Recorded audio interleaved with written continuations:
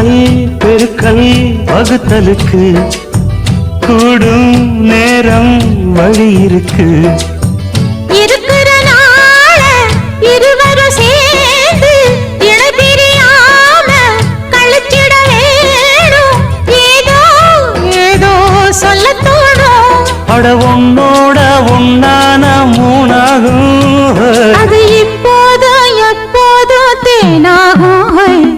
பள்ளிக்கூடம் போகலாமா, அதுக்கு புத்தகத்தை வாங்கலாமா? எல்லோருக்கும் நல்ல பாடம் சொல்லாமலே புரியும் பாடம்.